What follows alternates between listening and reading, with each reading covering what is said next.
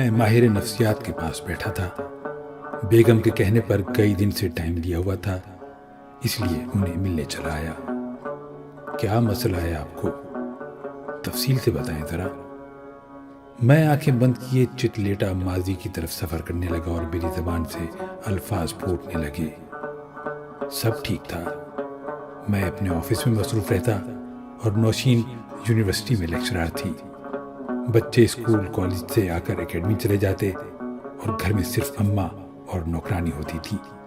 اماں کافی بیمار رہنے لگی تھیں۔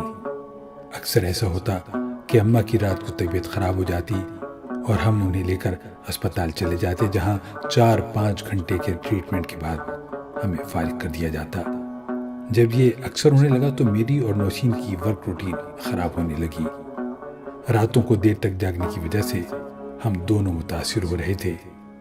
انہی دنوں ایک دن نوشین نے مجھ سے کہا، سنیے، اماں کی وجہ سے ہم دونوں کو خاصی ڈسٹربنس ہو رہی ہے، کیوں نہ ہم انہیں اولڈ ایج ہوم میں چھوڑائیں؟ یہ سننا تھا کہ میرے تن بدن میں آگ لگ گئی اور غراتے ہوئے میں نے پوچھا کہ تم نے یہ سوچا بھی کیسے؟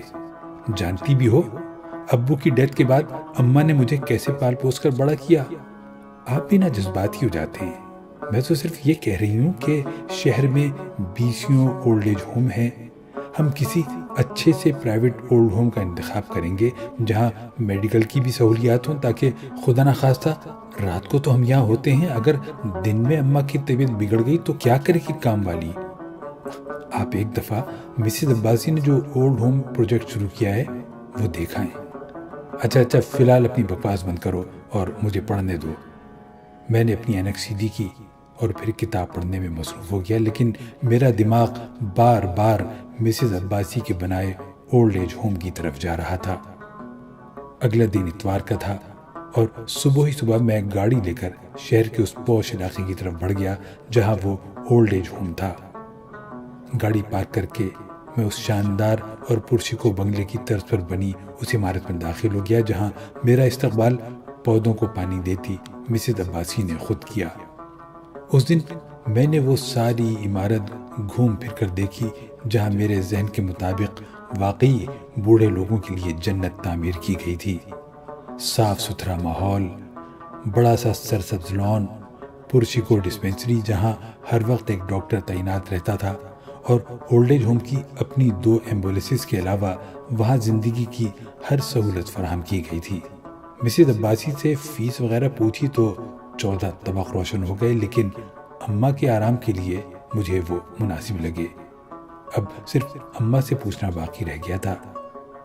رات کو اماں کے کمرے میں داخل ہوا تو دیکھا وہ بڑے بڑے حروف والا قرآن پڑھ رہی تھیں۔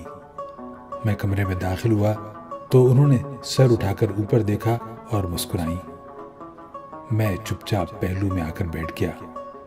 اماں کا حال احوال پوچھا اور پھر چپ۔ سمجھ میں نہیں آ رہا تھا کہ بات کو کیسے شروع کروں۔ یہ مشکل اماں نے خود ہی آسان کر دی۔ کیا ہوا بیٹا، پریشان لگ رہے ہو؟ جی بس آپ کی وجہ سے ہی پریشانی تھی۔ کیسی طبیعت ہے اب؟ میں ٹھیک ٹھاک تو ہوں، مجھے کیا ہونا ہے؟ یہ کم وقت ہمارا بلڈ پریشر اوپر نیچے ہوتا رہتا ہے۔ اماں ایک مشورہ کرنا تھا آپ سے۔ بولو بیٹا۔ اماں میں ایک جگہ دیکھ کر آیا ہوں، وہ آپ کی رہائش کے لیے بہت مناسب ہے۔ وہاں مجھے یہ پریشانی نہیں ہوگی کہ آپ گھر میں اکیلی ہیں یا آپ کی طبیعت تو ٹھیک ٹھاک ہے۔ وہاں ڈاکٹر 24 گھنٹے موجود رہتا ہے، ماحول بھی صاف ستھرا ہے۔ اماں کے چہرے پر رقصاں مسکراہٹ تھم گئی تھی۔ ایک دفعہ ماتھے پر بل پڑے اور پھر مسکرا دی۔ بیٹا مجھے بھی کافی دن سے محسوس ہو رہا تھا کہ تم لوگوں کو کافی ڈسٹرب کر رہی ہوں۔ ٹھیک ہے، کوئی مسئلہ نہیں، جیسے میرا لال خوش ویسے میں خوش۔ اماں نے مسکراتے ہوئے میرا ماتھا چوما اور میں کمرے سے نکل آیا۔ میرا ضمیر اس بے غیرتی پر آمادہ نہیں تھا، مگر میرے حالات کچھ اور کہتے تھے، یا شاید میں حالات کا صحیح مقابلہ نہ کر سکا اور اماں کو اولڈ ایج ہوم چھوڑایا۔ شروع میں 2-3 دن بعد میں چکر لگا لیتا تھا۔ کبھی کبھی اماں کو گھر بھی لے آتا تھا اور اگلے دن پھر چھوڑ آتا تھا۔ پھر میرا چکر کم ہوتا گیا، بس اتوار کے اتوار جانے لگا، اور پھر کچھ عرصے بعد تو حد ہی ہو گئی۔ کاروبار کے چند مسائل کی وجہ سے میں تقریباً 1 مہینہ نہ جا سکا۔ اسی دوران وہ منحوس دن آ گیا۔ اتوار کا دن تھا، مجھے ایک آدمی کے ساتھ ضروری کاروباری ملاقات کرنی تھی۔ ناشتہ کیا اور گاڑی میں آ بیٹھا۔ ابھی سیلف لگایا ہی تھا کہ 18 سالہ ایان بھی دروازہ کھول کر ساتھ بیٹھ گیا۔ ڈیڈ، آپ کو پتا ہے میں گاڑی چلانا مکمل سیکھ گیا ہوں۔ اچھا، واہ، شاباش، میرا بیٹا بڑا ہو گیا۔ ڈیڈ، آپ ہمیں ہمیشہ اسکول چھوڑ کر آتے ہیں، آج میں آپ کو چھوڑ کر آؤں گا۔ میں نے ہنستے ہوئے ایان سے پوچھا، اچھا، کہاں چھوڑنے کا ارادہ ہے اپنے پاپا کو؟ اولڈ ایج ہوم، اس نے کہا، اور میں ساکت ہو گیا۔ میرے چہرے سے مسکراہٹ غائب ہو گئی اور ہاتھ اسٹیئرنگ پر مضبوطی سے جم گئے۔ وہ اپنی دھن میں بولتا چلا جا رہا تھا، آج سنڈے ہے، مجھے پتا ہے کہ آپ گرینی سے ملنے جا رہے ہیں، میں بھی چلتا ہوں ساتھ میں، آپ کو ڈرائیونگ بھی دکھاتا ہوں اپنی۔ مگر میں بس ایان کے پہلے جملے پر ہی ساکت ہو چکا تھا۔ اس کے معصوم جملے میں میرا مستقبل چھپا تھا، میری وہ فصل جو مجھے کاٹنی ہی تھی۔ بچپن میں پڑھی کہانیاں اور واقعات کی طرح مجھے بھی اسی سلوک کا شکار ہونا تھا۔ میری آنکھوں سے آنسو ابل ابل کر آ رہے تھے اور میں اپنی اماں سے اپنے اس گھٹیا سلوک سے سخت شرمندہ تھا۔ ایان کو بلا وجہ ڈانٹ کر میں نے گاڑی نکالی اور تیزی سے گاڑی چلاتا ہوا اماں کو لینے اولڈ ایج ہوم جانے لگا۔ اولڈ ایج ہوم پہنچا تو دوسری بجلی گری کے کچھ دیر قبل ہی اماں ہارٹ اٹیک سے فوت ہو چکی تھی، اور میری معافی اور توبہ کے سارے دروازے بند ہو گئے تھے۔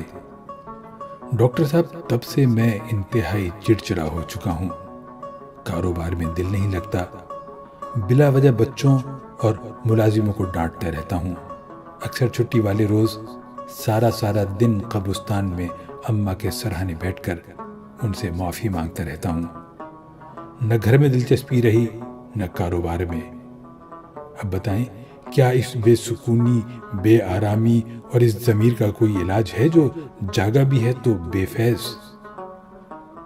کافی دیر تک میں چپ رہا اور پھر کہا، ڈاکٹر صاحب۔ اس نے سر اٹھایا اور بولا، اس کے علاوہ اس بے سکونی کا کوئی علاج نہیں کہ اللہ سے توبہ استغفار کرتے رہا کرو، نیک کام کرو تاکہ وہ تمہارے ماں باپ کے کام آئے اور شاید تمہیں سکون مل جائے۔ اور گلوگیر آواز میں پھر بولا، مجھے بھی ایک ضروری کام سے جانا ہے، آپ چلے جائیں۔ یہ کہتے ہوئے اس نے اپنا بیگ اٹھایا اور ملازم کو بلا کر کلینک بند کرنے کے لیے کہا اور گھوم کر راہداری میں غائب ہو گیا۔